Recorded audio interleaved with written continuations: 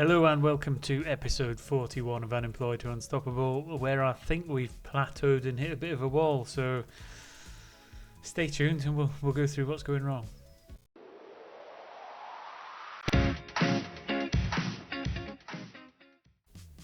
And welcome back, where we're with Millwall in our second season in the Premier League.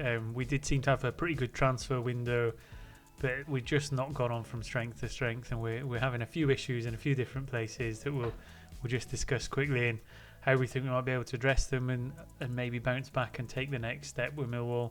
Because I don't want to leave the club. It would be too easy to just jump ship. Although if we do get one of the top job offered to us, or even a European top job, we would consider it. But currently sat 11th in the table on 27 points. We're 10 points away from them European spots, which is a gap that we really need to close off on. In terms of this squad, and we'll go through it step by step. I've just been messing about with some of the younger players in there. In terms of this squad, actually, we don't look too bad in terms of a general spread of good players. We'll get onto injuries, etc., new players soon, but the general spread of this squad in terms of ability isn't that bad. I mean, 3 stars is a good rating for the team, so we have enough players who are good enough to play within the Premier League. We are rotating players as best we can, while still trying to maintain positive results, because the last thing it will do is rotate them needlessly and end up losing the game. So that's one of the fine balancing points. We've been through squad planning. In terms of dynamics, you can see we're still in the green, but things have been taking a downward spiral. We've got Josh Timon who wants to leave, which is neither here nor there really, because he's a third choice left back, but Kevin Zeffy has led a crusade against us really, and us as a manager, because he thinks we're underachieving in the league, which is a bit baffling because we're only out to avoid relegation. However, it has turned people's heads and made it a bit more difficult in recent weeks, especially the way the results have been going. And also Valentin Vancharov, who in the previous episode I said I want to give more game time to develop him, came and said he wasn't getting enough games, and he kicked up a stink as well. Which is a shame, because I actually really want him to develop in the club, because I think he's got a huge amount of potential. We just need him to develop in the right way, and he would very quickly become a first teamer for us. So we're going to progress with that. We've adapted the tactics, which we'll get to shortly, and we're kind of making it him as a first choice in that position to just relentlessly drill him in it until his potential picks up. So that's one issue kind of being addressed, which, if we can get the results, we'll sort out the Kevin Zeffy issues and the 9 people who have agreed with him. Carlos Diaz, he wants to leave right back. Again, Shahar's the better right back and he's UK national, so Diaz is probably going to have to make way. I will probably look to sell him, but then within the squad, and again I was looking in the under-21s, is we would probably just look to promote somebody from the youth team. If I can find him, he must be in the under-18s. Yeah, Simon Payne. He's got up to 4-star potential. He's only 1-star at the current minute. So if we do let him go, what we might do is just put Simon Payne into the first team squad. I know he's not ready in terms of his current ability, but again, as a backup, we might just have to bring him up there and use him as best we can in the absence of a reserve right back. So that's going to sort out the second issue in terms of some of the unhappy players in the dynamics. And Heiko Bramall wants to start more games. Again, we're back to using a defensive midfielder. We're going to give Heiko Bramall plenty of games. The club called a meeting to say they want him to play games, so even they want him to play. So we will try and get him in, and that'll hopefully fix it. So moving on into the tactics then. We're playing with a cover and a stopper now to try and put Aliu and Olander and Schaffner and all the other centre-halves in the best position for them, just to get them a bit more comfortable within them roles.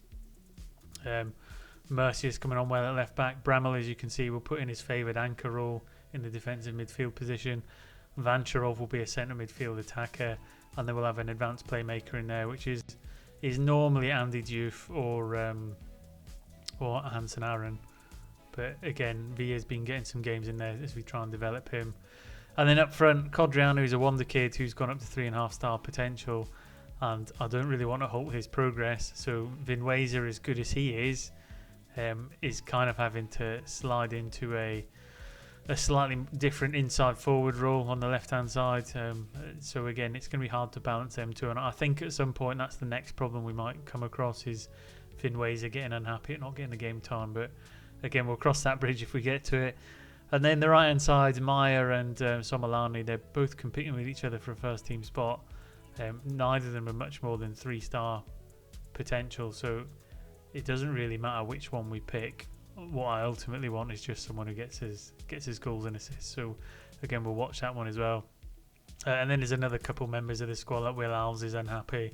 He wants more game time. So it's getting difficult. It's getting harder to juggle in the Premier League with the prima donnas wanting more and more game time. But again, that's for us to manage. Staff-wise, we're all pretty happy in terms of having people in the door. However, we need to find a way now to enhance the ones we've got in there. So I'm thinking of letting some of the contracts run down come end of the season and try and replace them with a higher calibre of coaching staff, because a lot of these came with us from the Championship, and I think we can attract a better set of coaching staff now. In terms of the med centre, Caleb Anson, our goalkeeper, he's been injured for a while with a broken hand, which again isn't ideal and hasn't helped results. He's got 10 days to 3 weeks to come back, which will make it a little bit more helpful. And Alfie Devine, one of our key creative players as well, he's been out injured for a period of time, and we need him back as well because we're lacking on goals. So another thing that's not really helped. All that being said, and in terms of the schedule from when you were last with us, we'd obviously been knocked out of the Carabao Cup by Plymouth, had the home defeat to Leicester. We did manage to finish up with a 2-1 win away at Chelsea, one of our rivals, Codriano and Isaac Aaron getting the goals. And then we went on a 3-game losing streak. Now, I think losing away at West Ham, home at Man City and away at Liverpool, it isn't actually that bad because they're much bigger clubs than us on paper. Maybe not so much West Ham, but Man City and Liverpool are. We followed that with a 3-2 win at home to Burnley. Codriano, Hansen Aaron again getting goals, and Joe Schaffner. We then beat Tottenham at home, again another one of the London rivals. Vin Wazer and Billy Mitchell with the goals. Billy Mitchell actually getting an 89th minute a goal to make it 2-0 before we nearly conceded 2 goals in late in the game. A 2-2 draw away at Newcastle, again, is a good result. Marco Meyer and Codriano again. So Codriano is really starting to hit the goal trail now, and we need to keep that going. 2-1 win at home to Leeds. Codriano again with Kevin Zeffi. Again, a late winner, much needed 3 points. We then had a 1-0 really tepid away loss at Brentford. But again, we recovered with a 1-0 home win at Southampton. Again, Codriano with a goal. So you can see Codriano is pretty much undroppable at the minute. And then the final game we played just before now was a 3-1 win at home to Lincoln in the FA Cup. Miguel Villa getting a run out to kind of ease the pressure of the injuries we've got. Somalani on the right, making it quite a comfortable win. Which leaves today's episodes. We're going to have an away game at Wolves and then a home game at Manchester United to hopefully get us. I mean, I'd be happy with 3 points from them 2 games, so we'll see what happens. Going to be tough. Man United are always a tough opposition, but we'll see. Nothing in terms of scouting. In terms of transfers in, as you can see at the top there, we have arranged another transfer we're waiting on a work permit for Alessio Mancuso. Again, we're bringing him in on a free at the end of his contract. We're just buying him on his potential, so he's got potential to be Championship standard 5-star if he develops well. So I'm hoping we can, with the right training, tip that up to Premier League. But again, we'll probably just use it to turn him around for a profit and then move him on, or use him as a reserve player. He's quite a tall player, will be useful at centre half as a reserve. And again, it's that kind of youth, buy young, develop them and sell them on for a bit of profit as we look to make some money and develop the squad. So that's one. The other ones we got in is Reinhard Herrmann, again from Borussia Dortmund, 3.9 million. Another young centre-back, which we brought in, 4.5-star potential ability. We're going to try and get him out on loan straight away, get him developed, get him turned around, and either look to integrate him into the squad or turn him for a profit and invest elsewhere. And then the other signing we've got is Gurkan Topaloglu, who we talked about in the previous episode, £43 million. Tried to bring him in as that creative spark in the middle of the park in that advanced playmaker role, probably taken over from Hansen Aaron. And I'm hoping this is going to be the catalyst to drive us forward, help us get the goals and move us up into them European places. Bit of a gamble, I know. 43 million is a lot of money. It has emptied the transfer budget. We're down to 775,000 and just 60,000 per week in the wage budget. But I think it's worth it. We were really struggling we've got a player. I did look in the loan market, but I couldn't find anyone with the current ability that we needed to develop the squad. In terms of club vision, again, everything's going all right. We can't complain too much, and this is where the frustration comes in. Finished mid-table in the Premier League. We're in mid-table, so I don't think we're really underachieving. So I'm not sure what Kevin Zeffie's getting all het up and frustrated about. And then finances, we're doing all right. So last thing to look at really is the development centre. In terms of the players out on loan, everything's ticking away all right. I mean, again, there's no place for them in the squad at the minute, but players like Asafa Houghton, if they can get a little bit more development, maybe they can come back and play a squad role as an under-21 player, but we'll see, and we'll see how their squad develops as we go into the next season. So that's a good catch-up and a good view of the overall squad. I don't think there's really anything much more to look at. If anyone's interested in any players in particular, let me know, and we can do a focus on them in the next episode. But outside of Topolaglu, he's the one I really want to see how he gets on over the next few games, because his passing technique and vision is going to be key in trying to pick out Codriano, who is the main focal point up front and getting us a goal. So all that being said, I'll get into the games. We'll see if we can have a positive episode after what was a bit of a disaster class last time round, and we'll kick it off with the away game at Wolves. So stick around and we'll see what team we can put on the field. Welcome back. So here we go, away game at Wolves. A couple of unfamiliar faces in here for you this time round. So we've got Leon in goals, who's deputising for Aaron while he's got Anson while he's got a broken hand. So 23-year-old French goalkeeper, reasonably good stats. He's down as an emergency backup. He's clearly not as good as Anson is, but he's got a higher potential threshold. So again, the more exposure he gets to the game, he might actually overtake Anson and become a first teamer for us. So one of them opportunities to give him some game time, see how he gets on. Back four then, Mercia, Olander, Aliou and Shahar. Again, Shah's been here for quite a while now. Olander and Aliou fairly new, Mercia new. Got Bramall playing in the anchor role with in front of him Gurkan Topologlu. So he's my main hope at the minute. So hopefully he has a good game today. Vancharov, who we're persisting with in that developmental role in midfield. Got Zeffie's just come back from a bit of an injury on the left-hand side. Maya's going to continue on the right-hand side, and Codriano up front. On the bench, though, it's looking pretty strong. Toledo and Schaffner, both really good defenders. Kerr Smith, again, another one, although he's handed in a transfer request because I won't play him at a wide centre-half position. I can't because we've only got two centre-halves, so I'm not sure what he wants me to do about it. Then we've got Andy Diouf and Hansen Aaron, two wonderful midfielders. And then Somolani, who's unlucky to miss out to Maya. Will Alves, who's a great squad player to have, but he's just not on fire at the minute. And then Brian Vinweza, who again came in as our new hero last season. He's kind of missing out now because we've got Codriano, the wonder kid, up front. So a bit unlucky for a few of them players, but what it does show is we've got a really strong bench and we have options to change if this doesn't go right. So we'll carry on with a positive mentality and look to attack them from the word go. And see if we can take the lead. A lot of games recently, we seem to fall behind. We're a bit of slow starters. But we had a win in our last game out in the FA Cup. So hopefully we can now follow that up with a win in the Premier League. Mighty Millwall away at Wolverhampton Wanderers. And they get the first highlight from a corner. And then he goes, what did I say? Tendency to fall behind early, and they don't disappoint, do they? Neto to Noto. Which I think is a little bit unfair for the commentators. But yeah, we find ourselves a goal down already from a set piece. Not the start we were looking for, and I've lost track of how many times I've said that, but we've got some really good players and we're just not really gelling right at the minute, and I can't quite put my finger on why we're not as attacking as we were. I don't know, last season we seemed to be able to score quite a few goals. I thought we could maybe outscore quite a few opponents. Whereas now we're really struggling to get the grips and get that final ball going forward. As we hit the 25th minute, we just get our first couple shots on target. We're growing into the game a little bit now. It could be a gelling problem. Bramall's pulled some ligaments, so we'll get him off. And we'll get Dufon, who sends in a free kick to the edge of the box to Maya. I thought we were going to give the ball away on for a counter there. Maya and Ali over the top to Vancharov, and again, people will think he's my son if we carry on. He keeps getting games when he's not playing particularly well. as Vancharov lays the ball back to Olander into Diouf. He plays out wide. Maya gets a chance to deliver it into the middle. Codrianu waiting at the back post. Sticks it in the back of the net to make it 1-1 just as we're coming in towards half time. So Diouf plays out wide, initially cleared by Nori. Maya picks it up and stands it up to the back post.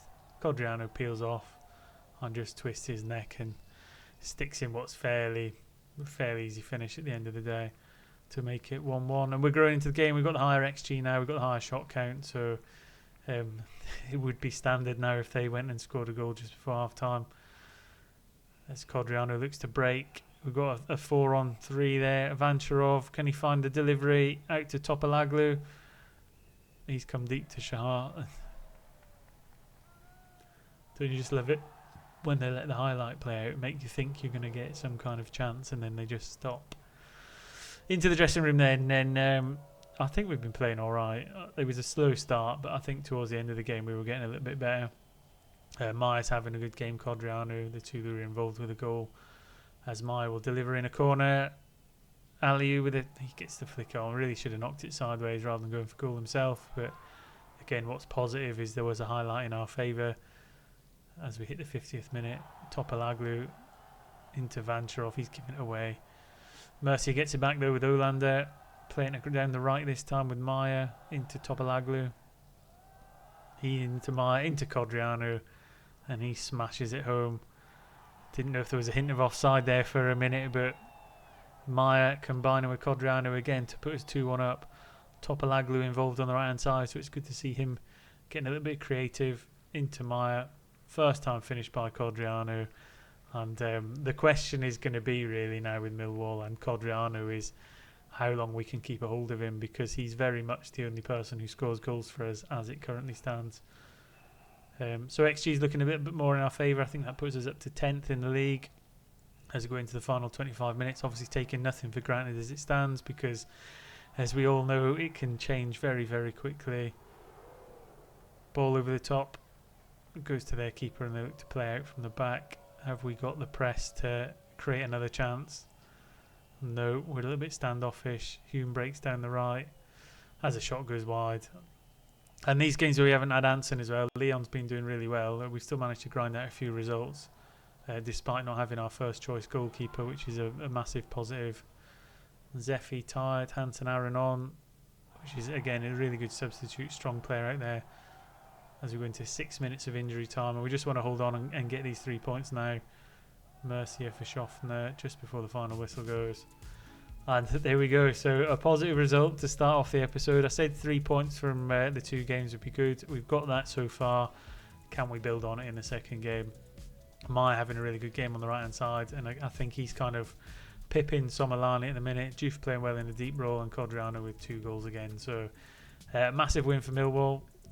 Puts us up a bit in the table, and what a comeback it was. So great spirit, positive result. And league table wise 11th, cut the deficit down to 7 points to my beloved Everton.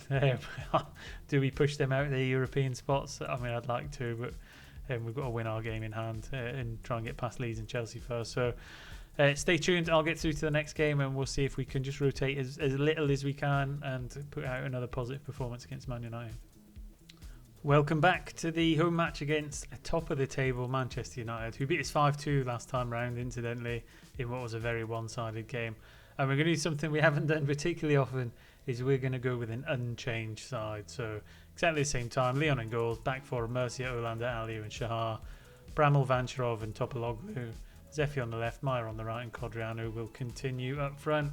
Codrianu, again, he's got a goal bonus because he got his 10 goals for the season in the Premier League, which is massive, and it's something we needed to build on from last season. So will we get him to 20 goals is the question. I'm not so sure. I think he's got a chance, but we're going to have to play pretty well to get him there. But his development curve just keeps going up and up and up, and his potential threshold is massive. So I mean, even if someone wants to come in for him, it's going to be quite close to 100 million we get for him. I don't want him to go, but that's the positive side of it, is we're not going to leave him for free. So let's get into the game and see if he can carry on his rich vein of scoring form. Not much Not much expectation really for this game. So we've got a lot of credit from the press. Let's go out and do it. It's going to be a very tough game because last time with Hoyland, Rashford and all the other players that were in there, they were tippy-tapping it right round us as if we weren't there. So we'll see how we go this time round. I mean, Topalaglu, hopefully he's going to make a difference, but giving the ball away to Hoyland, that part of the box is not what you want to do. And much like the Wolves game, we find ourselves 5 minutes into the game and a goal down. Meyer with a really poor back pass to Hoyland, and he just cuts it across. It does look like it's going to get cut out. We've got a couple of players in there, but ball breaks to Anthony and he slams it in for a tap-in essentially. It's one of them games where we didn't really expect to get anything out of it, so barring a hammering, it's not the end of the world if we take a defeat. And you have to take the pluses from it in that Vancharov gets a bit more game time. Topaloglu gets to get himself a bit more with the team. Codriano hopefully gets a chance to get on the score sheet. It looks like a really rash tackle from Mason Mount there, who picks up a red card on the 23rd minute, and that might change the way the game goes. We'll go a bit more positive, which is how we traditionally like to play. I think we'll look at getting Meyer off for Somolani, because Meyer's not having a particularly great game, and we hope that the extra man might make a difference, and we can hopefully get a couple chances. I still think they're a fairly strong side, even with 10 men, but we'll see. I think Zeffy's pinched the ball there. He breaks forward into the box. He's been brought down as well.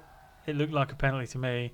It might well go to VAR. I don't know why they're saying Zeffy's going down to waste time, because we're losing the game and we've got an extra man, so why on earth would we waste time? As Codriano steps up, sends the keeper the wrong way, and he does continue his goal scoring form. So 12th goal of the season for Codriano. Man United down to 10 men, very much in the ascendancy. We've got the positive play.